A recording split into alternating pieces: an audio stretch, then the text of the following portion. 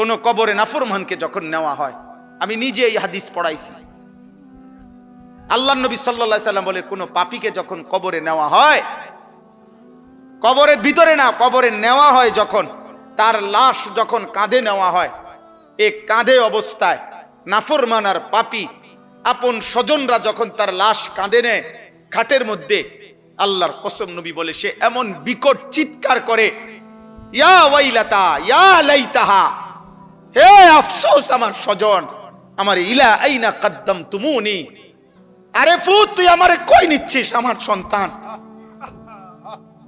আমার ভাই তুই আমারে কান্দে নিয়ে ওদিকে নিচ্ছিস কেন, মনে আমারে মাইরা ফেলবে তো, আমারে কবরে দিস না রে আব্বা, আমারে কবরে দিস না, আমারে তো ফেরেশতা মাইরা ফেলবে, আমারে তো শেষ করে ফেলবে, আমারে দিস না। এইভাবে স্বজন নিজের স্বজন ডাকে যে, কারণ আপন জনরাই তো লাশ কাঁধে নেয়, আপন জনদেরকে ডাক দে, আব্বা এটা করিস না, আব্বা আমারে নিস না ওইদিকে। আল্লাহর নবী বলেন পৃথিবীর সমস্ত মানুষ যদি একসাথে শুনতো, এক মাঠে দাঁড়াইয়া একত্রে, খোদার কসম নবী বলছে আদম থেকে ইসরাফিলের ফু পর্যন্ত সমস্ত মানুষ যদি এক মাঠে থেকে একবার জীবনে এই পাপীর চিৎকার একবার শুনতো, আল্লাহর নবী বলেন লা সাইকা, তাহলে সমস্ত মানুষ একসাথে চিৎকার দিয়া বেহুশ হয়ে যেত।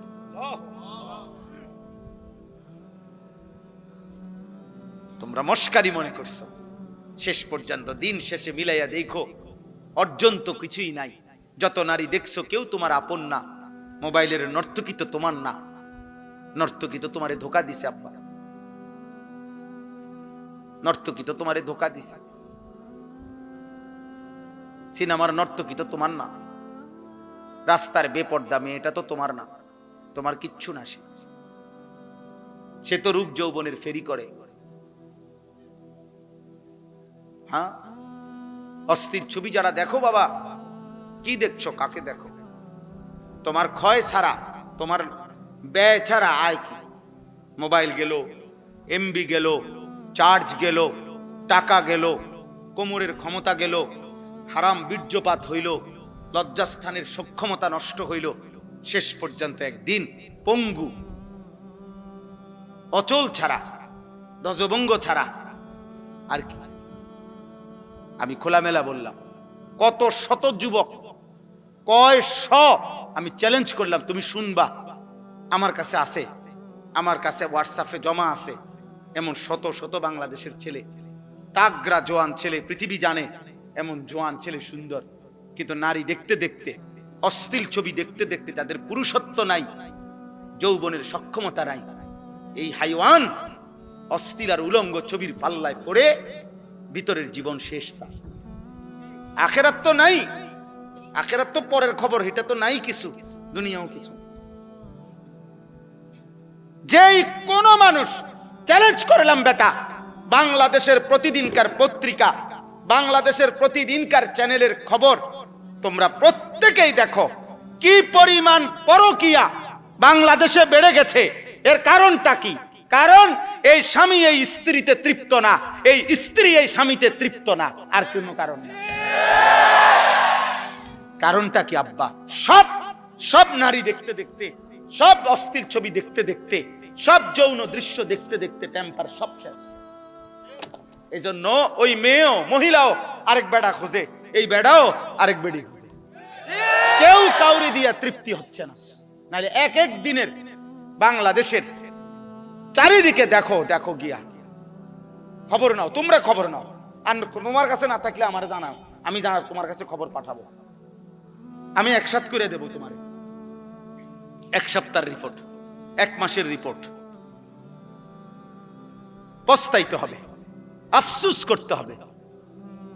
বয়স্ক বাবারা আপনাদেরকে বলছি, আপনারা যাদের ছেলে নামাজ পড়ে না, সারা দিন রাত মোবাইল টিভি দেখে, খোদার কসম আপনারা এর খেসারত দিয়া, এই লজ্জা এবং বেইজ্জতি হইয়া এরপরে আপনারা চলে যেতে হবে। কবরে যাবার আগেই দেখে যাবেন আপনার ফ্যামিলির মধ্যে আল্লাহ শূন্য, আখিরাত শূন্য, এই হতাশার দুর্ভাগ্য নিয়ে কপালে, তারপরে যাইতে। হিম্মত থাকলে আজ ভেঙ্গে ফেলেন। 14 বছরের ছেলের মোবাইল ভাঙা ফেলেন, তার সাথে যুদ্ধ করেন। আমার ঘরে মুসলমানের বাচ্চা, তুই আমার সন্তান মুসলমানের বাচ্চা যদি ঘুমাইতে হয় ফজরের নামাজ পড়তে হবে, নয়তো তোর মতো নাফরমান গলা ধাক্কা দিয়া বাইর করে দেন বেটা। যা নাফরমান বেটা, বাইর হ তুই বেটা, তুই আলাদা যা বেটা, তুই আলাদা কামাই কর। তোর মতো বেঈমান আমি খাওয়াইতে হবে কেন? তুই তো আল্লাহর দুশমন। সেদিন এক অভিভাবক কাইন্দা দিছে, একজন অভিভাবক আমার কাছে আইসা বলছে, হুজুর আশ্চর্য, আপনার সর্বোচ্চ 12 থেকে 13 বছর হবে, আপন ঘর থেকে 2 লক্ষ টাকা চুরি করে নিয়ে গেছে গা, নিয়া 60টা মোবাইল কিনছে।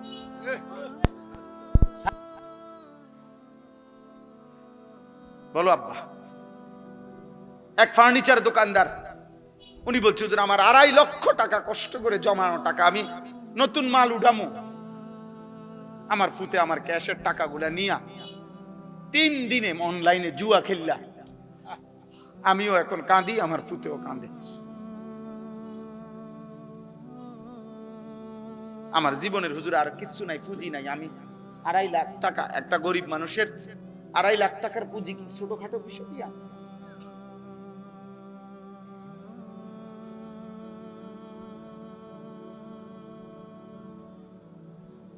হ্যাঁ, এই জন্য আব্বা একদিন অভাবে পড়বেন আমরা।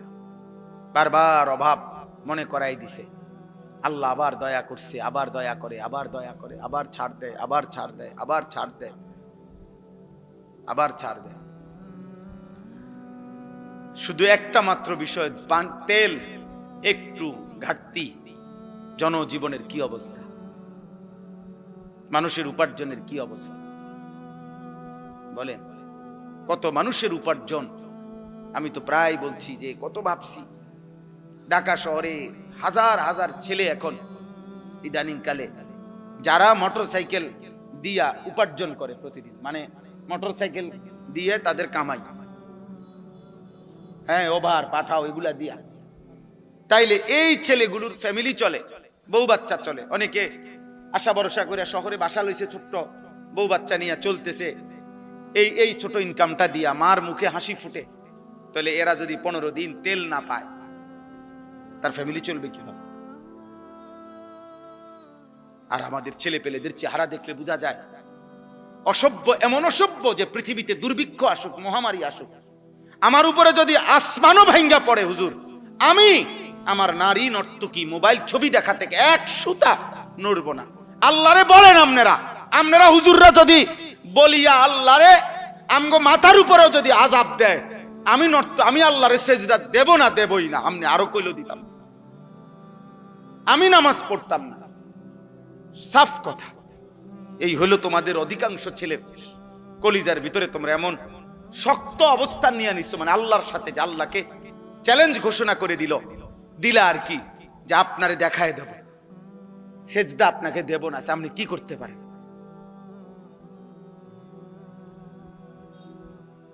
ঠিক আছে আব্বা, চলো, কোনো সমস্যা নাই, কেউ কারোর জন্য থামবে না। এই পৃথিবীতে এর চাইতে বড় বড় পাপীরা ধ্বংস হয়েছে না? এই দেখেন আল্লাহ তাআলা বলেন, আমিনতুম মান ফিস সামাই আন ইয়াখসিফা বিকুমুল আরদা ফাইদা হিয়া তামুর।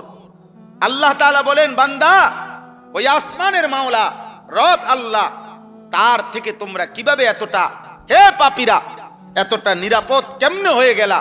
তোমরা কি জানো না ওই আল্লাহ চাইলে জীবন্ত মাটির নিচে দাফন করে দিতে পারে?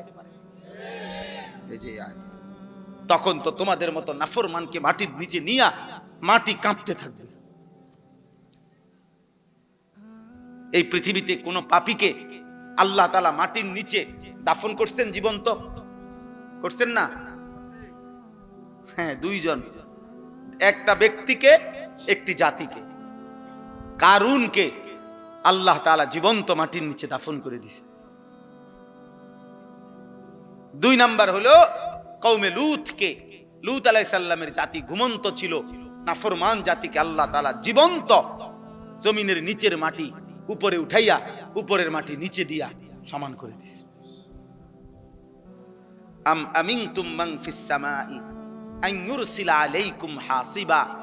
এবার আল্লাহ তৃতীয় আয়াতে বলে, আমার বান্দারা, হে নাফরমান পাপী, হে মদখোর, নেশাখোর, গাঁজাখোর, সুদখোর, কিস্তিখোর, হারামখোর, বেহায়া, বেপর্দা নারী, সেজদা নাই, নামাজ নাই, হায় নাফরমান, ওই আসমানের আল্লাহ থেকে কেমনে নিরাপদ হয়ে গেলা?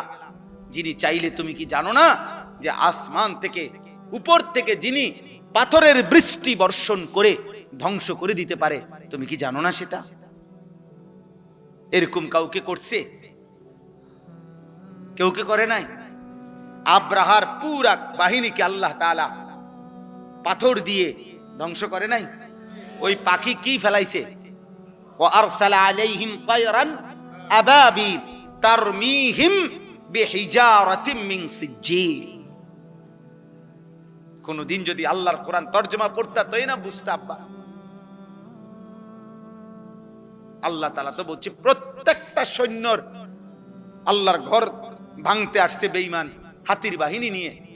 পাখিগুলো আল্লাহর কুদরতে প্রত্যেকে পাথর ফেলছে, ছোট্ট ছোট্ট পাথরের কণা। আল্লাহ তাআলা বলেন, কোন গরু ঘাস খড়কুটা খাইয়া চাবাইতে চাবাইতে চাবাইতে চাবাইতে চাবাইতে যখন আর ভুসি বানাইয়া ফালাইয়া দেয়, ভুসি বানাইয়া একবারে জুরা জারা বানাইয়া, আল্লাহ বলেন এই বেঈমানগুলো এই ছোট্ট পাথরের আঘাতে মাথার চুল মাথার উপর থেকে এরকম ধ্বংস হইতে হইতে একদম ভুসির মতো, ভুসি গরুর খাওয়াইন না, ভুসির মতো হয়ে গেছে। ফাজআলাহুম কাআসফিম মাকুল, ভুসির মতো। আর হলো ওই কওমে লূত, এই যাদেরকে আল্লাহ প্রথমত মাটি উল্টাইয়া দিছে, দ্বিতীয়ত তাদের উপরে পাথরের বৃষ্টি বর্ষণ করে ধ্বংস করে দিছে। আল্লাহ তাআলা বলেন, ফাসাতা'লামুনা কাইফা নাযীর, তখনই তোমরা জানতে পারবে যদি আমি আযাব দিয়ে থাকি, তখনই বুঝবা তোমরা আমি আল্লাহ তাআলার ভয় প্রদর্শনটা কেমন ছিল। আমি তো শুধরাইতে চাইছিলাম, আমি তো ভয় প্রদর্শন করেছিলাম বান্দা, কিন্তু তুমি পাত্তা দাও নাই। আর যদি সত্যি সত্যি আযাব আর মুসিবত এসেই পড়ে, সেদিন তুমি টের পাবা আমি আল্লাহ তাআলার পক্ষ থেকে ভয় প্রদর্শনের কথাটা শোনা কতটা গুরুত্বপূর্ণ ছিল। সর্বশেষ কথা হলো, ওয়ালাকাদ কাযযাবাল্লাযীনা মিন ক্বাবলিহিম ফাকাইফা কানা নাকির। আল্লাহ তাআলা বলেন, হে পৃথিবীবাসী, তোমরা যে যেখানে পাপ করছো, আমি কিংবা আপনি, যুবক ভাই তোমরা কিংবা বয়স্করা, পর্দার আড়ালের মা কিংবা বোন, আল্লাহ আমাদের সবাইকে বলছে, তোমরা যে যেখানে পাপ গুনাহ করছো, নাফরমানি করছো, তোমাদের কাছে আমি আল্লাহ বলতে চাচ্ছি বান্দা, ইতিপূর্বে যারা আমি আল্লাহ তাআলার একটা একটা কথাকে মিথ্যা মনে করেছে, আমার নাফরমানি করেছে, তোমরা প্রত্যেকে ইতিহাসের পাতা থেকে খবর নাও তাদের পরিণতি কি হয়েছে। ফাকাইফা কানা নাকির, আমার বিরুদ্ধাচরণ করার দ্বারা ফেরাউনের কি হয়েছিল, নমরুদের কি হয়েছে, সাদ্দাদের কি হয়েছে, কারুনের কি হয়েছে, নূহ আলাইহিস সালামের কওম কেন ধ্বংস হয়েছে, হুদ আলাইহিস সালামের কওম, শুআইব আলাইহিস সালামের কওম, সালেহ আলাইহিস সালামের কওম। আল্লাহ বলেন, এভাবে একবার দুইবার না তো বান্দা, এই পৃথিবীতে তো আমি বারবার বারবার বারবার বারবার বারবার দেখাইছি, বারবার দেখাইছি পাপীর পরিণতি কি হয়েছে। এতগুলো ঘটনা, এত ইতিহাস, এত তথ্য, এত রেফারেন্স, এতবার ঘটনার পুনরাবৃত্তি করার পরেও তুমি একবারও ভাবলা না, তুমি পাত্তাই দিলা না কথাটা। আল্লাহ আমাদেরকে বুঝ দান করেন।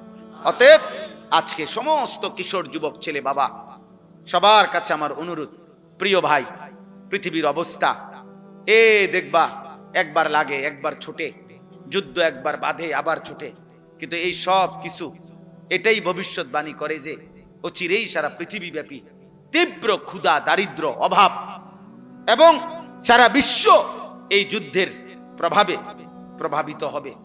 এভাবেই প্রত্যেকে নিয়ম হলো, রাসূলুল্লাহ সাল্লাল্লাহু আলাইহি সাল্লাম হাদিসে স্পষ্ট বলছে, ফিতনার জামানায় যে ফিতনার দিকে উকি দিবে, নবীজি বলছে মানে উকি দিয়ে কি তৈছে রে সাই, আল্লাহ রাসূল বলছে উকি দিলেও ফিতনাই ওই ব্যক্তিকে টেনে ফিতনার মধ্যে জড়ায়। উনি গেছিল এমনি কি তৈছে, এই বেটা তুই কি তৈছে কিতা পারে না তোর কি, আর কি তো আমনে সেতেন কা, আমি আপনাদের কইলাম কত কথাটা না জিগাইলাম কি তৈছে, আমি এই লাগিয়া গেল মানে এরো ঢুকাই দিল, বুঝেন না কথাটা। এবারে উনি গেছে, হ্যাঁ এবারে উনি গেছে আও কিছে, এবারে উনার মানে উকি দিছে, উনি শুধু ঘটনাটা শুনতে চাইছে, উনারও কি করে দিছে লাগে লাগায়। আল্লাহ রাসূল এটা বলেছে, ফিতনার জামানায় কেউ যদি ফিতনার দিকে উকিও দেয় তো ফিতনা তাকে টেনে কি করে লাইব, ভিতরে ঢুকায় ফেলে। নবীজি সাল্লাল্লাহু আলাইহি সাল্লাম বলছেন, কিছু মানুষের অন্তর থাকে উল্টানো কলসির মতো। এটা বিশুদ্ধ হাদিস। উল্টানো কলস এবং উল্টা কলসির উল্টা পাতে, উল্টা অংশে একে তো উল্টাইয়া রাখছে, আবার আলকাতরা দিয়া মাইখা দিছে, যাতে এক ফোঁটা পানিও, এই দেখেন এখানে এটা এই 1-2 ফোঁটা পানি আছে, এটা একটু আগে পানি পড়লো যে, এটা হলো এই কাগজটা শুষা একটু নরম এই জন্য, কিন্তু এটা আলকাতরা মাখানো থাকলে এক ফোঁটা পানিও এটার মধ্যে জমে না, অনেক লাগেও না। তো আল্লাহ নবী সাল্লাল্লাহু আলাইহি ওয়াসাল্লাম বলেন, কিছু নাফরমানের দিল এমন, যে দিলটা উল্টানো আলকাতরা মিশ্রিত কলসির মতো। লা ইয়ারিফু মারুফান ওয়ালা ইউনকিরু মুনকারা, এই শব্দটা বলছে নবীজি। ওই দিল এত নাফরমান, এত বদনসিব, কোন নেক কাজই তার কাছে নেক কাজ মনে হয় না, কোন গুনাই গুনাহ মনে হয় না। কি বলে কি কয় তার কোনো হিসাব নেই, কোনটা আদেশ কোনটা নিষেধ, এই যে একটা পার্থক্য আলাদা বুঝা, যে এটা আমার জন্য আল্লাহর হুকুম, এটা আমার জন্য আল্লাহ তাআলার নিষেধ, এই বুঝটুকু আর বুঝে না সে। চলতেছে, খাইতেছে, ঘুমাইতেছে, পেশাব পায়খানা করতেছে, লজ্জাস্থানের চাহিদা পূরণ হইতেছে, এবার এটা হালাল ভাবে না হারাম ভাবে, বৈধ না অবৈধ, এই পার্থক্যের কোনো দরকার নেই। যেমনে আসুক, টাকা হইলে হইছে, কষ্ট করছি, পরিশ্রম করা টাকা, ঠিক আছে, এটাও নিল, সুদের টাকা এটাও নিল, কিস্তির টাকা এটাও নিল, মিছা কথা কইও কদ্দুর নিছে, ওজনে কম দিয়েও কতটুকু নিছে, সব মিলাইয়া 10 লাখ, সব মিলাইয়া 1 লাখ, সব মিলাইয়া ভালো মন্দ পেশাব পায়খানা মিল্লা, পাক নাফাক হালাল হারাম মিলে 10,000 টাকা। এই যে এই মানুষগুলো, এরা বদনসিব, দুর্ভাগা, যার কাছে সব একরকম, মাকেও দেখে, বোনকেও দেখে, স্ত্রীকেও দেখে, এদেরকে দেখা হালাল, আবার মোবাইলে টেলিভিশনের নর্তকীও দেখে, অশ্লীল ছবিও দেখে, উলঙ্গ নারীও দেখে, বেহায়া নারীও দেখে, এই দুইটাই তার কাছে বরাবর। হালাল হারামের আলাদা কোনো পার্থক্য নাই, যখন যেটা সামনে পাইছে এটাই দেখছে, যাই পাইলাম তাই নিলাম, যাই পাইলাম তাই খাইলাম, যাই পাইলাম তাই ভোগ করলাম। দুনিয়া মানে ভোগ করছি, জীবন মানে উপভোগ, জীবন মানে আব্দুস শাহওয়াত, লজ্জাস্থানের গোলাম। কিছু নাফরমান আছে যার জীবনটা হলো সে মূলত আসলে লজ্জাস্থানের গোলাম, অর্থাৎ তার লজ্জাস্থানের যত চাহিদা এটা পূরণের জন্যই তার জিন্দেগির সারাদিনের আয়োজন। এই মোবাইল টিপতেছে, নারী দেখতেছে, ছবি দেখতেছে, নাটক দেখতেছে, বেপর্দা নারী দেখতেছে, বন্ধুদেরকে নিয়ে নোংরা নারীকে কেন্দ্র করে অসৎ কথাবার্তা বলতেছে, সবকিছুর মাকসাদ কি, ওই লজ্জাস্থানের চাহিদা। এই আব্দুস শাহওয়াত, এ মূলত লজ্জাস্থানের গোলাম, এ নিকৃষ্ট গোলাম। এই জন্য এটা বললাম আর কি, দিল এমন বানাইতে নাই, এমন দুর্ভাগা হইতে নাই। কোরআনুল কারীম আল্লাহ তাআলা বলছে, ফাযাক্কির ইন্নামা আনতা মুযাক্কির। নবীজিকে আল্লাহ বলছে, বন্ধু প্রতিনিয়ত আপনি উপদেশ দিতে থাকেন, আর এটা মনে রাখবেন আপনি শুধুই কেবল একজন উপদেশ দানকারী, লাস্তা আলাইহিম বিমুসাইতির, আপনি তাদের উপরে শাসক নন, আপনি কোনো জল্লাদও নন, আপনি কোনো শাসকও নন যে যদি আল্লাহর কথা না মানো, সেজদা এখন না দাও তো কল্লা ফালাই দেবো, ফাঁসি দিয়ে দেবো এখন। আল্লাহ বলছেন, না নবী, আমি আপনাকে এমন বানাই না। আপনাকে কি বানাই নাই? এমন বানাই না। আপনি শুধুই কেবল দিন রাত মেহনতের সাথে, আন্তরিকতার সাথে উপদেশ দান করেন। কেউ না মানুক, আপনার সমস্যা নাই, এটা নিয়ে আপনি ঘাবড়াবেন না, আপনি ঘাবড়াবেন না। কেউ না মানুক, একজনও না শুনুক, কোনো সমস্যা নাই। আপনাকে এটা দেখতে বলি না, আমি বলছি আপনাকে বলতেন, আপনাকে বলছি উপদেশ দিতেন। কে কি হবে না হবে, কদ্দুর কি পরিবর্তন হবে সেটা আমি দেখব। ইন আলাইকা ইল্লাল বালাগ, কোরআন শরীফের আয়াত।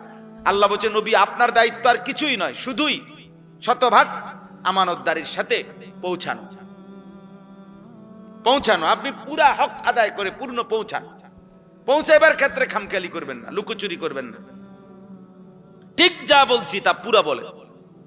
ইয়া আইয়ুহার রাসূল বাল্লিগ মা উনজিলা ইলাইকা মির রাব্বিক, হে আমার রাসূল আপনার রবের পক্ষ থেকে যা কিছু নাজিল হয়েছে তা পূর্ণ, মা উনজিলা, যা কিছু নাজিল হয়েছে সব আপনি পৌঁছায় দেন। আল্লাহ তাআলা বলছেন বন্ধু বিষয়টা আমি দেখব, ইমানদার হবে কে হবে না কে। কাউকে আপনি 30 বছর বললেও ইমান আনবে না, কাউরে একবার বললেও ইমান আনবে, এটা আমার ফয়সালা। আবু তালেব নবীজি সাল্লাল্লাহু আলাইহি সাল্লামের খেদমত করছে, আবু তালেব নবীজির চাচা, 38 বছর, 38 বছর একটা, কিন্তু ইমান জোটে নাই, মালিকের ফয়সালা ছিল। আবু বকর সিদ্দিক রাদিয়াল্লাহু তাআলা আনহুকে শুধু একবার নবীজি বলছে, প্রথমবার বলাতেই উনি কালেমা পড়ে মুসলমান হয়েছে, দ্বিতীয়বার বলে নাই, আর একবারই বলছে, একবারই সই, একবারই তিনি ঈমানদার হয়েছে। তাহলে ফয়সালা আসলে কার? কেউ 38 বছর খেদমত করলো নবীজির, আল্লাহ ঈমান দিল না, আর ওই আরেকজন তরবারি নিয়ে যাইতেছে, হত্যা করবে নবীকে, আল্লাহ বলছে আমি হেরে ঈমান দিলাম। আরে কি কর, ওমরকে কেন ঈমান দিলেন? ওমর কি তখন যাচ্ছিলেন নবী সাল্লাল্লাহু আলাইহি সাল্লামকে হত্যা করার জন্য না? তো আল্লাহর ইচ্ছা হইছে, তাহলে এই অবস্থায় বুঝি ঈমান দেয়। আর ওই বেটা এত খেদমত করে ঈমান পাইল না, বিষয়টা কি? সব আল্লাহর ফয়সালা। এজন্য আমরা ঘাবড়াই না, যখন যেটুক সুযোগ পাই বলতে চেষ্টা করি। বলার উদ্দেশ্য এটাই, এ জনপ্রিয়তা দিয়েই বা কি করবো, জনপ্রিয়তা না থাকলেই বা কি সমস্যা। আমি আজকে আলহামদুলিল্লাহ মনে করেন আল্লাহর দয়ায় 22 বছর হয় ওয়াজের বয়ান করি, আল্লাহর রহম। তো আমি তো 22 বছর ধরে এই এত পরিচিতি ছিল না, বুঝেন নাই কথাটা? আজ থেকে 20 বছর আগে যারা ওয়াজ শুনছে তারা তো আমার নামও জানে না, তা আমি তো এই সময় ওয়াজ করছি। তো আমি তো ওই সময় ভাত তরকারি খাইছি, 3 বেলায় খানা খাইতাম। আগেও আমি 3 বেলায় ভাত খাইতাম, সকালে নাস্তা করতাম, দুপুরে ভাত খাইতাম, রাত্রেও ভাত খাই, এখন এইভাবে খাই, বুঝছে? আগেও খাটে ঘুমাইতাম, তাইলে কিচ্ছু আসে যায় না।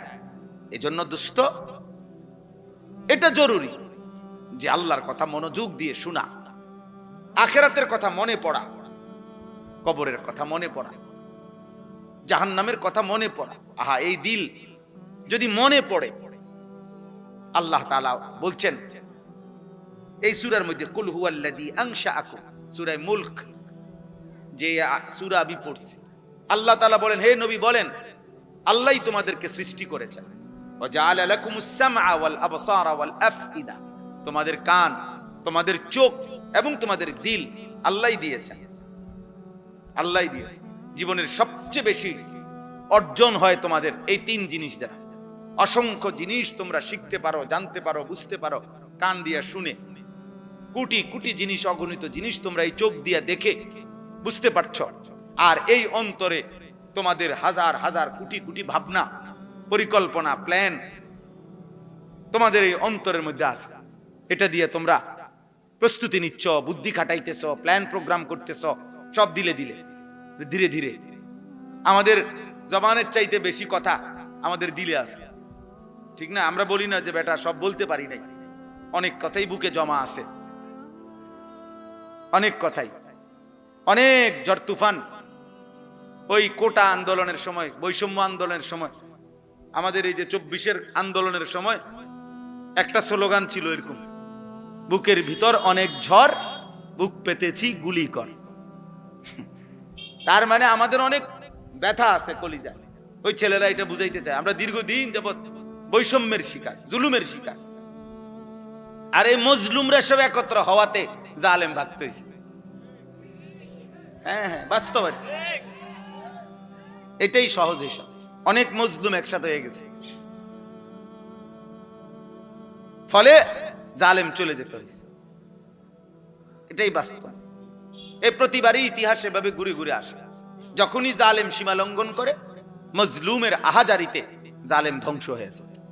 সময় নেয় আর কি, কখনো কারো জন্য 20 বছর, কারো জন্য 200 বছর, কারো বেলায় 40 বছর, কারো বেলায় 400 বছর সময় নেয়। এতটুকু সময়ের ব্যবধান হয়, কিন্তু জুলুমের ধ্বংসই হয়। জুলুমের কি হয়? পাপী লজ্জিতই হয়, নাফরমান ঘৃণিতই হয়, সময়ে ব্যবধান হয়। আজকে হয়তো তোমার ব্যাপারে কেউ টের পায় না, বাকি টের পাবেই।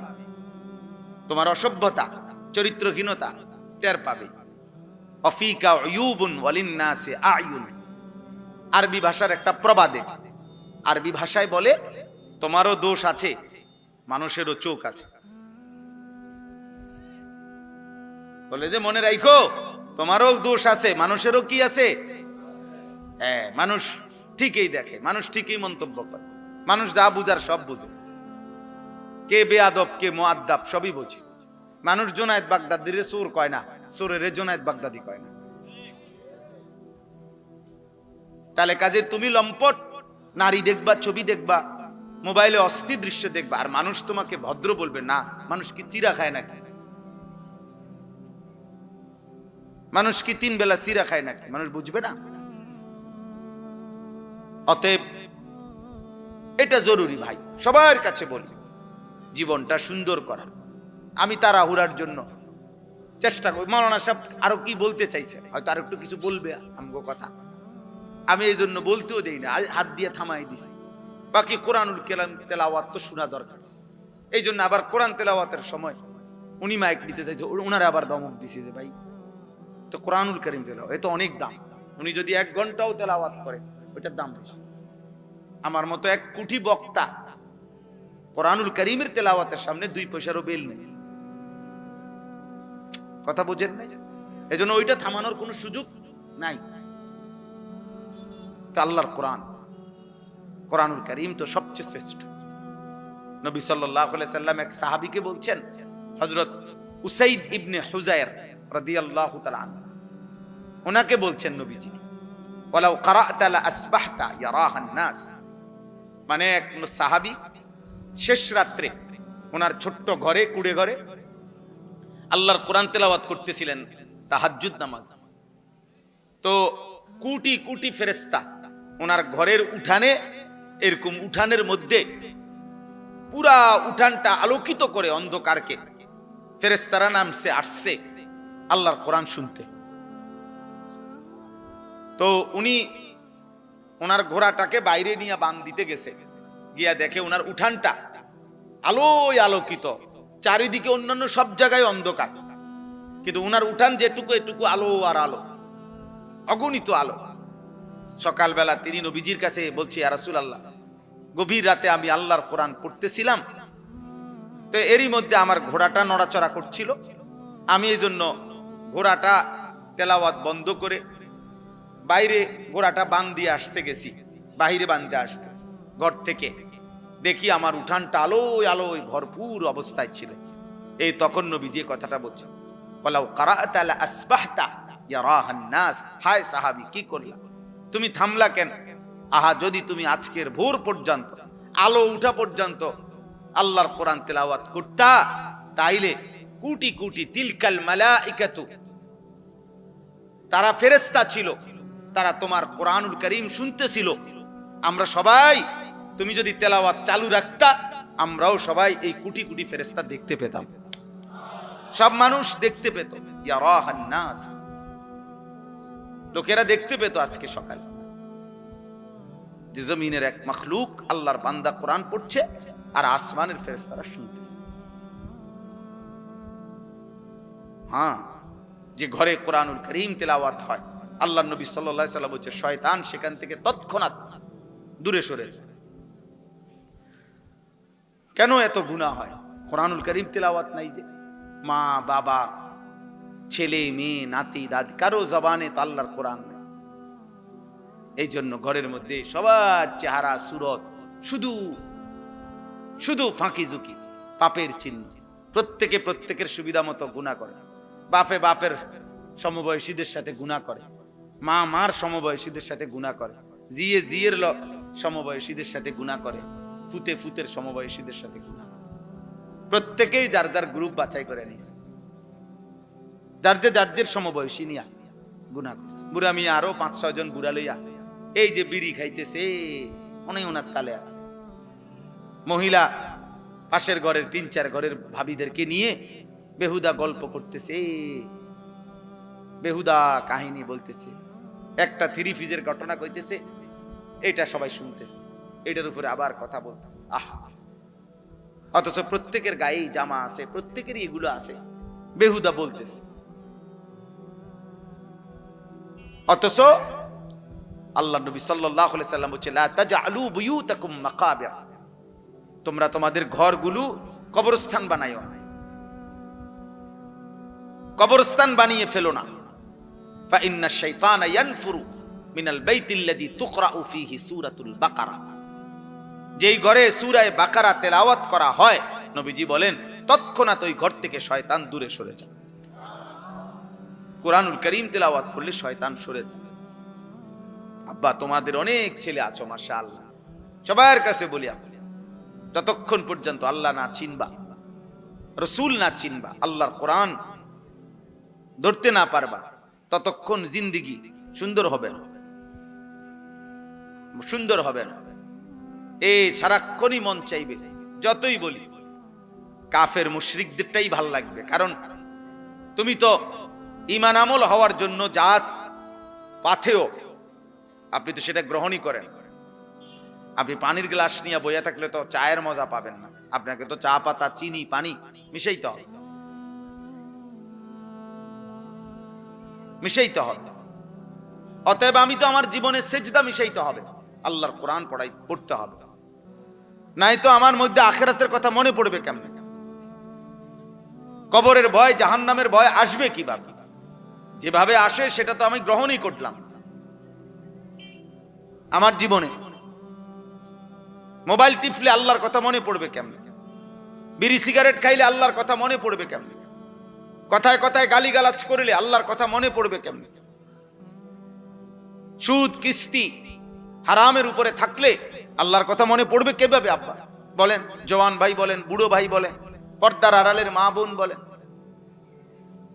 আখিরাতের কথা মনে পড়বে কিভাবে? আল্লাহ তো কোরআন এই জন্য বলছে, সায়াযাক্কারু মান ইয়াখশা, যার কলিজায় আল্লাহর ভয় আছে। আপনি বললে, নবীজিকে বলছে, আপনি বললে সে উপদেশ গ্রহণ করুন। ওয়ায়াতাজান্নাবুল আশকা, আর যে বদনসিব, যার দিলের মধ্যে আল্লাহ আখিরাত পরকাল বলতে কিছুই নাই, তো আল্লাহ তাআলা বলেন আপনি যতই বলেন সে দূরে সরবে। আমি এতটুকু কথা প্রথম মনে করাইলাম, আমাদের প্রত্যেকের আন্তরিকতা থাকা দরকার। এই ওয়াজ না, শুধু সব সময় আল্লাহর কথার প্রতি, কোরআনের প্রতি মনোযোগ না থাকলে, আগ্রহ না থাকলে, দিল না থাকলে দোস্ত হবে না। ইন্না ফি যালিকা লাযিকরা লিমান কানা লাহু কলবুন আও আলকাস সামআ ওয়া হুয়া শাহীদ। আল্লাহ তাআলা বলে, নিশ্চয়ই এই কোরআনের মধ্যে তার জন্য উপদেশ রয়েছে যে 3 জিনিস একত্র করে, অন্তর, কান এবং চোখ।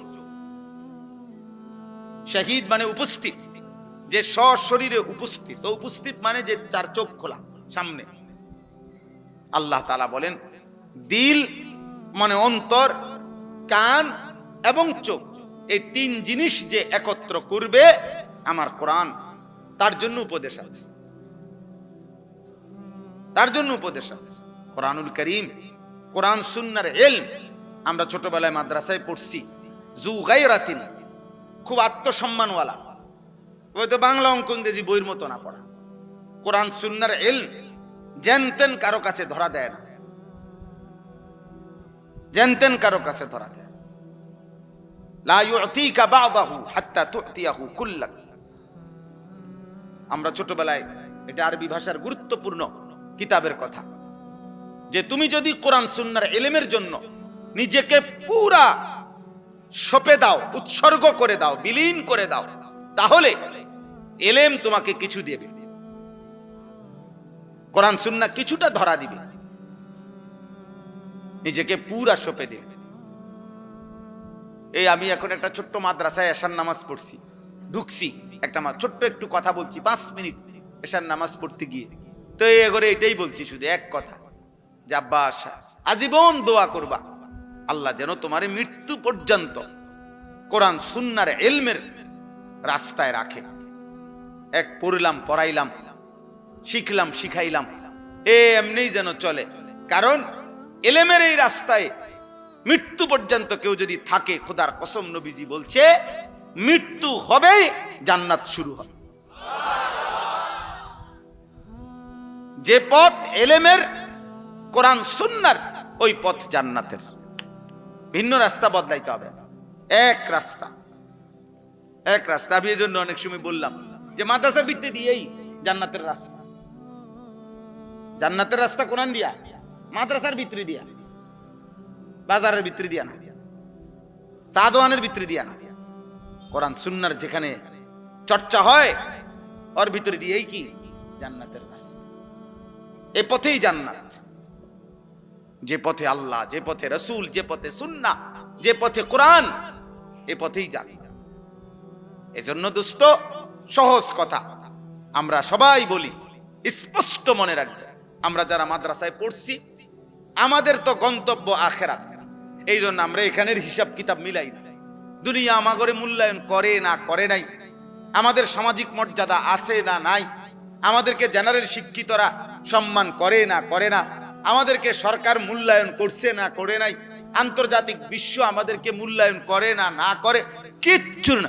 আমি তো আমার অর্জন জ্ঞান আমি এই জন্য নেই নাই তো আব্বা, আমি নিছি আখিরাতের জন্য। তো আমি এনে থাইমা গেলে তো হবে না। এজন্য হাদিসের মধ্যে আছে নবীজি সাল্লাল্লাহু আলাইহি সাল্লাম দোয়া করতেন, আল্লাহুম্মা লা তাজআলিদ দুনিয়া আকবারা হাম্মিনা, আল্লাহ আমারে এমন বানাইয়েন না যে দুনিয়াই আমার প্রধান একমাত্র পেরেশানি, আমার দুনিয়া নিয়া, এরকম আমার জীবন বানাইয়েন না।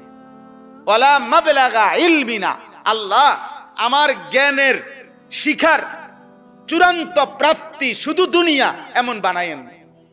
ওয়ালা গায়াতা রাগাবাতিনা, আল্লাহ আমার জীবনের স্বপ্ন, ইচ্ছা, আকাঙ্ক্ষা, পরিকল্পনা, আশা সবকিছুই শুধু দুনিয়া সাজানো, এরকম বানাইয়েন না।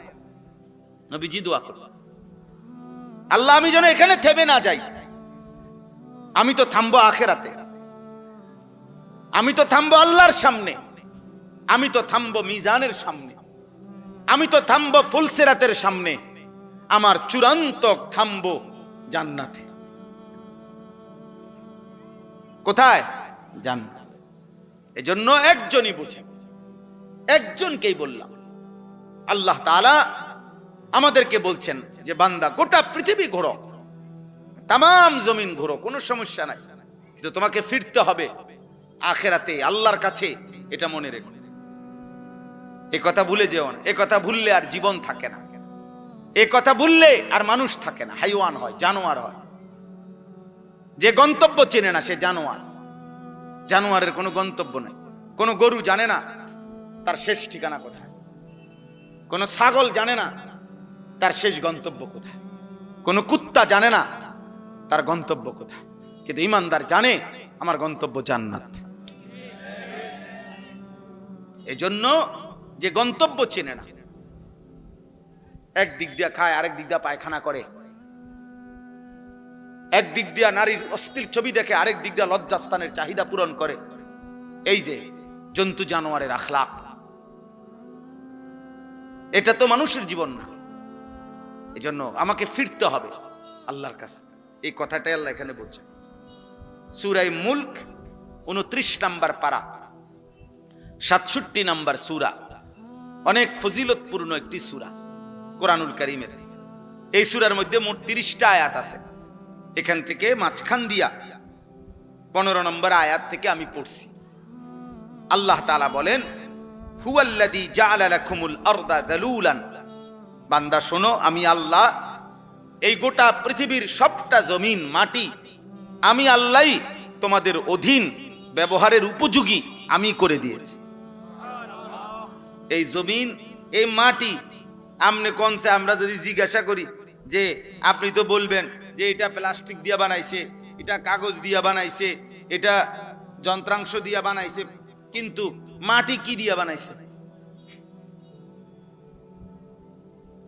তো মাটি সব বলে মাটি দিয়া হয়েছে, তো মাটি বানাইছে কি দিয়া? তো এটা তো কোনো, আল্লাহ বলেন ঠিক যা উপাদান দিয়ে আমার প্রতিটা বান্দা ইসরাফিলের ফু পর্যন্ত এই মাটি ব্যবহার করতে পারবে, ওই রকম যোগ্যতা গুণাগুণ উপাদান দিয়েই আমি আল্লাহ মাটিকে বানাইছি। এমন বানাই নাই যে পানি বানায় ফেলছি তাইলে মাটি থাকবে কই। এমন নরম বানাই নাই যে পাও যদি বারবার ফোমের মতো ডাইব্বা যায় তাইলে আমার বান্দার ভারসাম্য থাকবে কিভাবে। আবার এমন শক্ত পাথরের মতো বানাই নাই তাহলে আমার বান্দার জন্য ফল ফসল খাদ্য জমিন থেকে উৎপন্ন হবে কিভাবে। আমার বান্দার ঘর দুয়ারের খুঁটি মাটির নিচে কিভাবে পুঁতবে, গাড়বে কিভাবে। আল্লাহ বলেন অতএব তার যাবতীয় প্রয়োজন পূরণ হবে যেই গুণাগুণ থাকলে মাটিতে, যেই যোগ্যতা থাকলে ওই রকম গুণাগুণ যোগ্যতা ওই রকম বৈশিষ্ট্য দিয়েই আমি আল্লাহ মাটিকে জমিনকে তোমাদের অধীনস্থ করে দিয়েছি। যালুলান ফামশু ফি মানাকিবিহা। আমার বান্দা, এই যে আমি কিন্তু শেষ করে ফেলুম এখনই ওয়াজ, কাজে যারা শুনতেছেন মনোযোগ দিয়ে শুনে। আল্লাহ তাআলা বলতেছেন অতএব হে আমার বান্দা, জমিন পুরাটা কিন্তু আমি তোমাদের অধীন করেছি। আজ এই জমিনে কি সুন্দর বসতে পারছো। আলাম নাজআলিল আরদা মিহাদা। আল্লাহ বলে বলো না বান্দা, এই জমিন আমি কি বিছানা বানাই নাই? এই যে মাটির বিছানা আমরা এখন কতটা সুন্দর ভাবে এতগুলো মানুষ বসতে পারছি। এটা যদি খাট দিয়া সিস্টেম করন লাগতো অনেক পেরেশানি হইল। এটা যদি সবার জন্য চেয়ার দিয়া সিস্টেম করতে হইতো অনেক ব্যয়বহুল হইল। ব্যয়বহুল হবে না? এতগুলো মানুষের জন্য যদি চেয়ার দিতে হয় অনেক খরচ বেশি হবে কিনা? সবার জন্য খাট চকি যদি দিতে হয় ব্যয়বহুল হবে কিনা? আল্লাহ বলেন এমন সুন্দর মাটি বিছানা করে দিয়েছি যে তোমরা আরামসে সবাই বসতে পারছো। এমন সুন্দর জমিন, যে জমিনে প্রতিবার ফসল উঠবার পরে আবার চাষ করলে নতুন ফসলের নতুন উৎপন্ন হওয়ার উপযোগী করে দিচ্ছি, সব আমি করছি। ফামশু ফি মানাকিবিহা। অতএব তুমি আমার এই জমিনের, আমার এই পৃথিবীর, আমার এই মাটির যেখানে মন চায় সবটা তোমার জন্য দিলাম।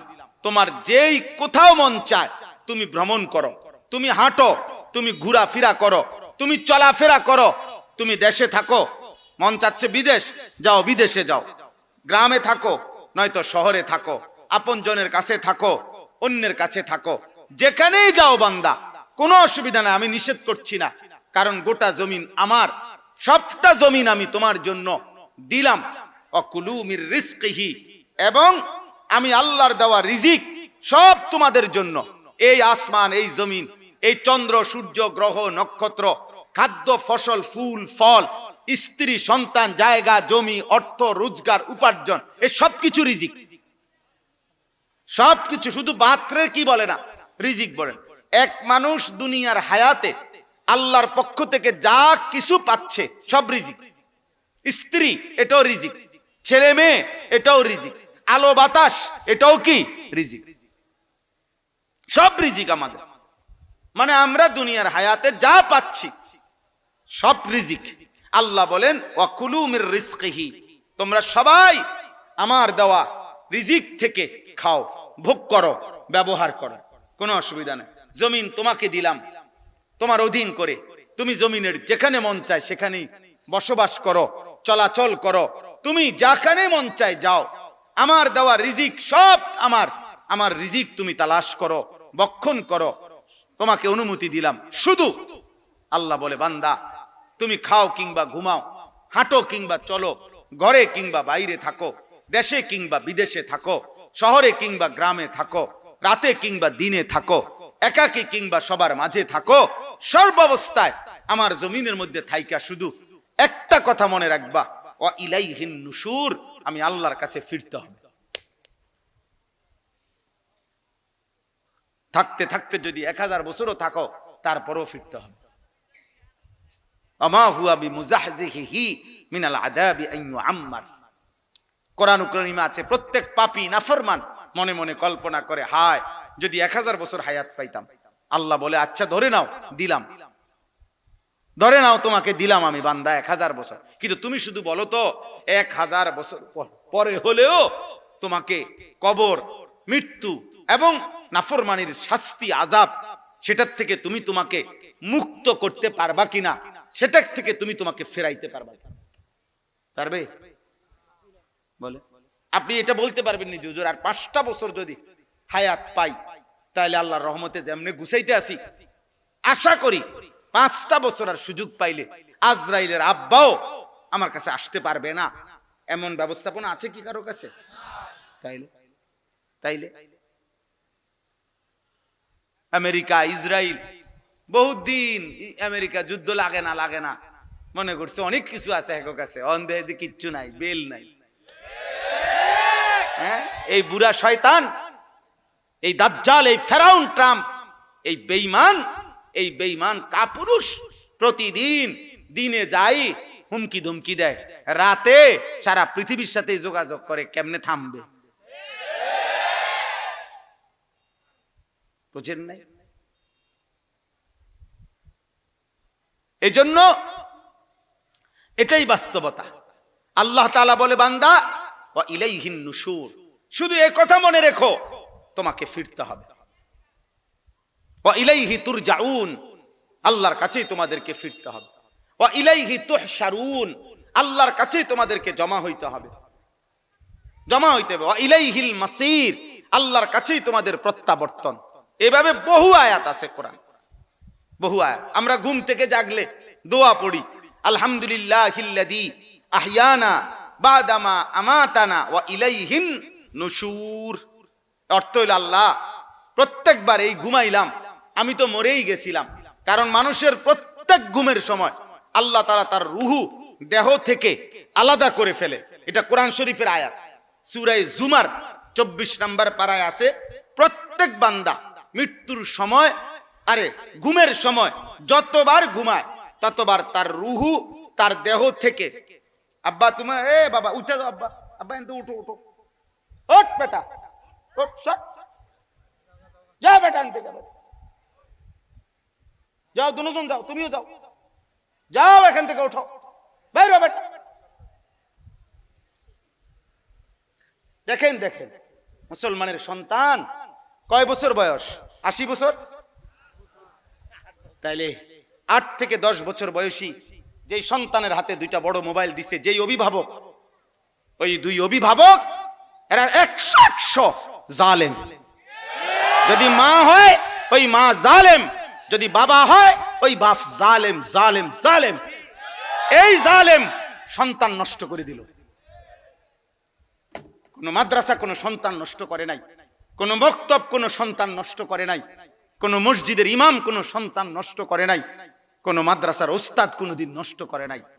গাফেল খামখেয়ালি অভিভাবক আজকে লক্ষ লক্ষ ছেলে। আমি এই এখন এদিক দিয়ে আমরা আসতেছিলাম, আমাদের সবুজ মাস্টার আতাউর রহমান সবুজ মাস্টার, যিনি আমারে দাওয়াত দিছে, উনি সহ গাড়িতে বসা, উনি সামনে বসা, পুরাটা রাস্তা বলতেছে, বারবার উনি বলতেছে হুজুর দেখেন, হুজুর দেখেন, প্রতিটা মোড়ে মোড়ে, প্রতি 5 হাত মোড়ে মোড়ে রাস্তার 2 পাশে ছেলেরা 7 জন 10 জন মোবাইল টিপতেছে। আহা, কোথায় মা, কোথায় বাবা, কোথায় অভিভাবক, কোথায় আল্লাহ, কোথায় রসুল? কে বানাইলেন, কোত্থেকে আসলো, কোথায় যাবে? ঘুমাবে কার ঘরে গিয়া? মা কোথায়, বাবা কোথায়? কেউ কি জিজ্ঞেস করবে না আব্বা ছিলা কোথায়? এশার নামাজ পড়ছো কোথায়? মাগরিবের নামাজ পড়েছো কোথায়?